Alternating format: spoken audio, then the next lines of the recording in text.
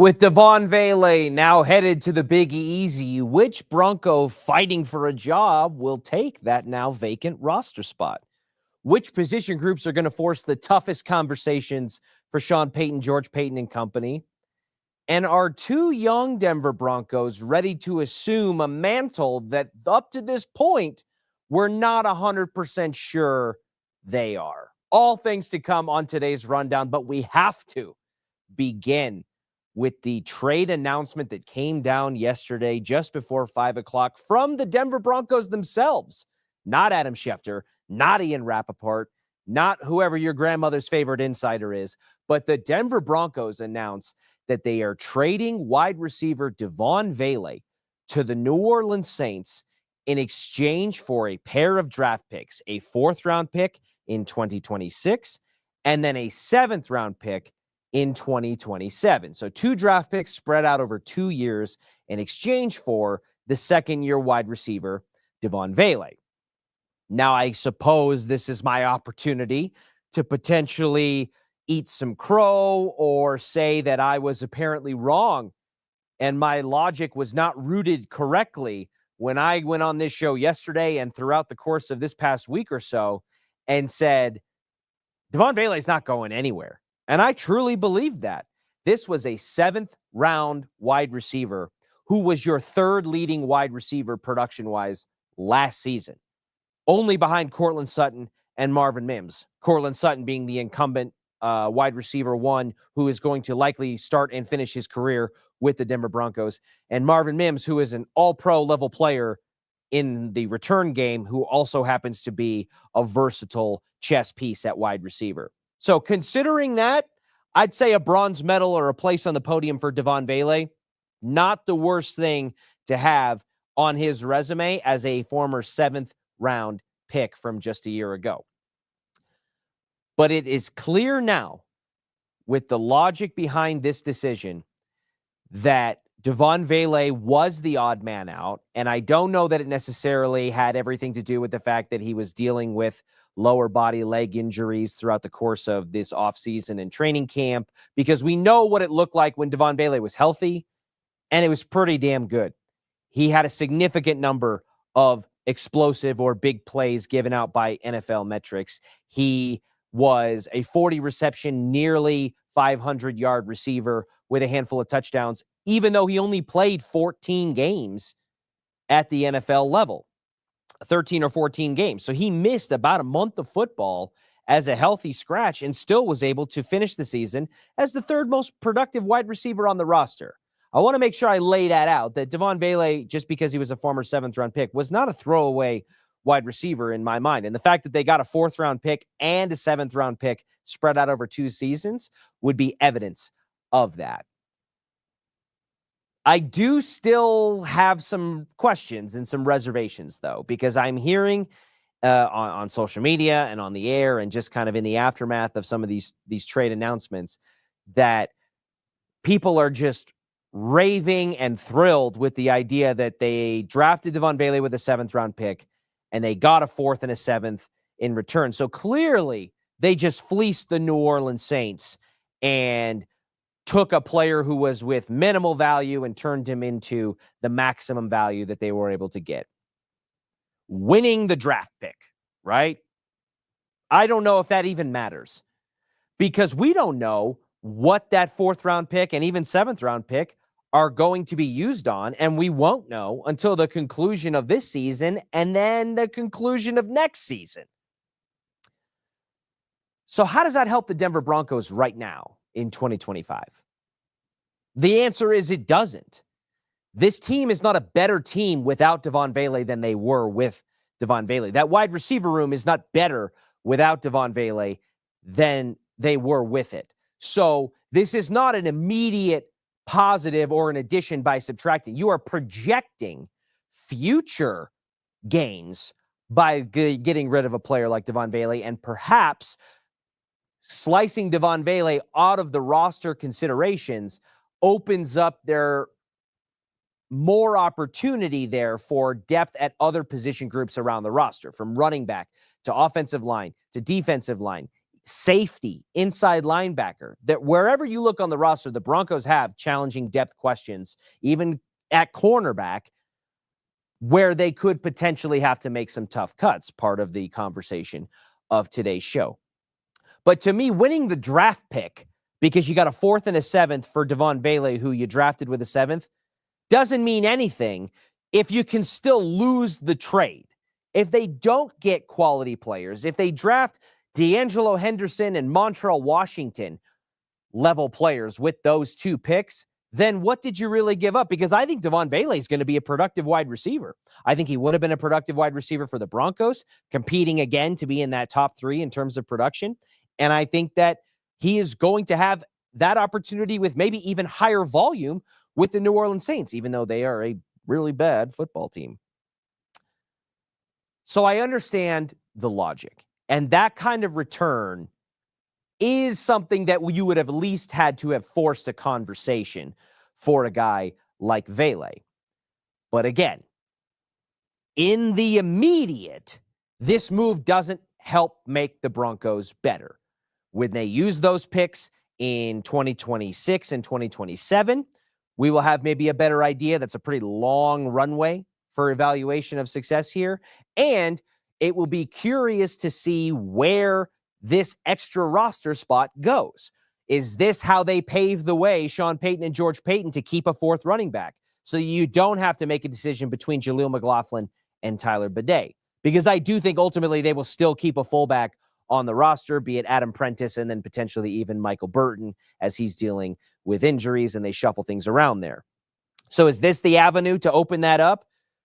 Do they keep north of 8 offensive linemen?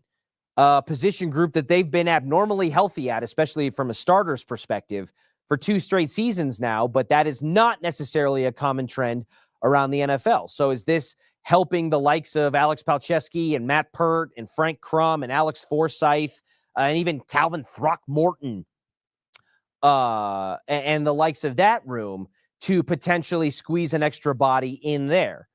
Is this how you keep Jordan Jackson and Njomo Wazirike on the roster together in the interior defensive line room as guys who are fighting behind the likes of John Franklin Myers, Malcolm Roach, Zach Allen, obviously, and the like? Even in the safety room with J.L. Skinner and Devon Key, do you now not have to choose between those guys? Maybe.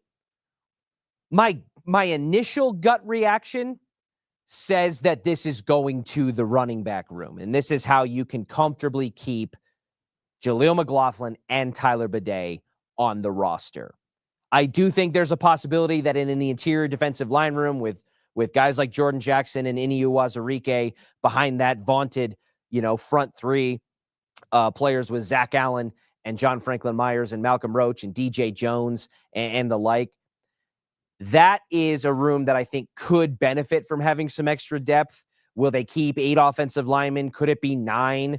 That's in there as well. But this move signified to me clearly that they feel like they need more depth at other areas on the roster, maybe even on the defensive side of the ball, strengthening a strength. And Devaughn Vele is the price to be paid in order to maximize that depth. My gut says running back, and this is how you keep the 4, which historically speaking is not super common in the NFL, at least for successful teams, or interior defensive line. Time will tell, as we are just less than a week away from final cutdowns and truly seeing this roster form together. But the 2 players who are now having a larger spotlight thrust on them in the wake of this Devaughn Vele trade, it's time to have a conversation about whether or not we think they are 100% ready. And those 2 players are Troy Franklin and Pat Bryant. Troy Franklin, the 4th-round pick from just a year ago, same draft class as Devaughn Vele, who, unlike Devaughn Vele, had a terrible start to his NFL career with one of the worst training camps in recent memory, and then a very shaky, up and down, mercurial season where the timing and the connection with Bo Nix always just felt like a half a step behind or a half a step too quick, and it never fully materialized despite glimpses and visions of what it could be. Well, that has changed in the 2025 offseason because Troy Franklin looks like he is coming on with a vengeance. And there's no doubt that that factored into Sean Payton and George Payton's collective mentality to say, hey, maybe we can move on from a guy like Devaughn Vele, who's a 27-year-old second-year player, and we have so much quality, talent, and depth in this room. And I do think Troy Franklin is going to emerge as a threat to Marvin Mims, who was last year's wide receiver to be the second wide receiver on this team. And that isn't going to come, I think, in the way that I thought it would at the start of this offseason. I thought Troy Franklin would emerge as that opposite boundary outside receiver to Courtland Sutton, and that would allow Marvin Mims to be moved around inside as a third wide receiver and a package-specific, not in a negative way, gadget type of player, almost like how you're going to view Evan Ingram as the Joker. But during the course of training camp, that is not how it's unfolded. Troy Franklin has been the slot inside wide receiver that they move around on opposite sides of the field. They bunch him with Courtland Sutton and allow for different route tree and combination routes with those boundary receivers in Sutton and Mims. So I still think that Troy Franklin has a legitimate shot, as I've mentioned on this show, to be the Broncos wide receiver 2 in 2025. I just don't know if it's going to come in the way that I thought that it would.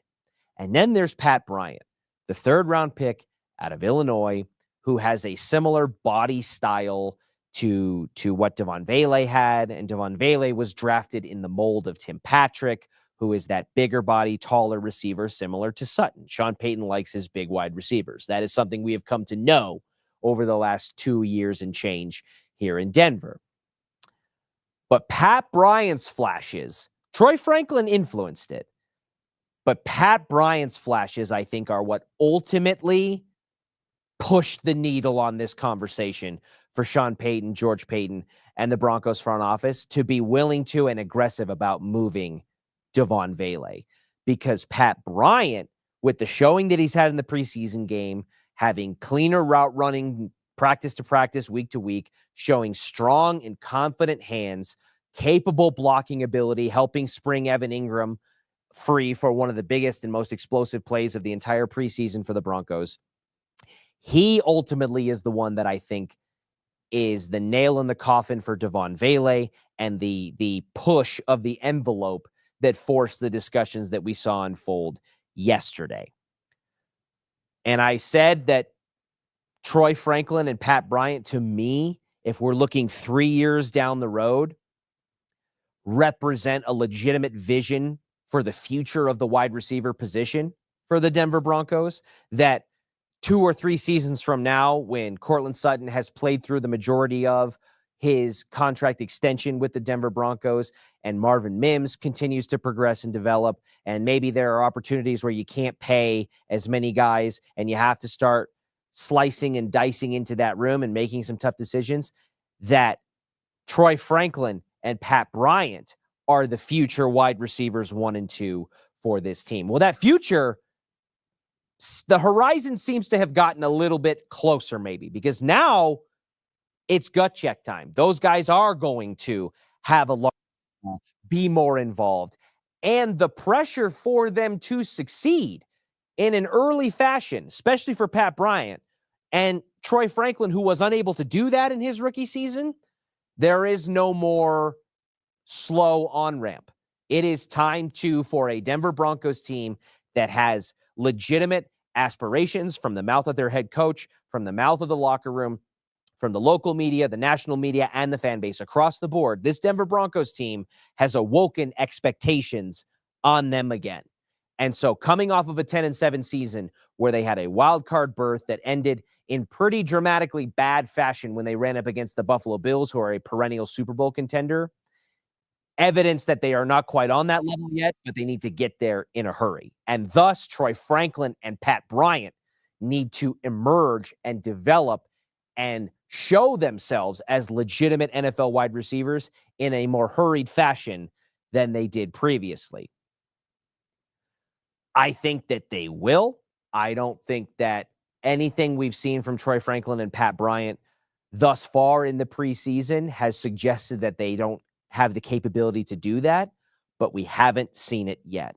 Troy Franklin had several significant opportunities to make that impression in his rookie season and did not. He has done a lot to correct the narrative in this offseason and preseason in games that don't count but do matter. And Pat Bryant is in the shoes that Troy Franklin was just a year ago. And the hope is that he avoids the freshman fallout that Troy Franklin experienced and had a lot of us questioning whether or not he was going to be able to hack it at the NFL level. Not to use, that's a dirty word, hack it, in this town. You're not supposed to use that word anymore. I apologize. We may edit that out of the final version. All in all, we are just days away from the final preseason game against the New Orleans Saints, and there is going to be a lot of rapid fire decisions, maybe some in a potentially shocking fashion, as this final 53 and all of the quality depth that has emerged in the final, 2 or 3 games of this preseason is going to manifest itself. Who makes the cut and who doesn't? Does 5 wide receivers mean 4 running backs? Does it mean 9 offensive linemen? Does it mean 7 or 8 defensive linemen? All questions that will be answered in the very near future, and all questions that we will continue to monitor in full force for you, the listener and the fan, here at Denver Sports 104.3 The Fan, because that is how we view ourselves. We view ourselves as the voice of the fan base and an outlet for you to talk to us the same way that we talk to you. One of my greatest enjoyments on this show is to be able to interact with your comments and engage in a back and forth, whether it's digitally here on the rundown, on our text line, on the radio at Denver Sports 104.3 The Fan, our YouTube channel, which I encourage you to like and subscribe to, or even out and about on location, because we love being out in the community at bars and restaurants and events and all kinds of things to interact with you. And we will continue to do so during the wind down period of this preseason, with the regular season and the kickoff of the 2025 NFL season just around the corner. Thank you so much for joining me today, and we will catch you at the same time and the same place tomorrow. I do what I love what I do. Second nature to put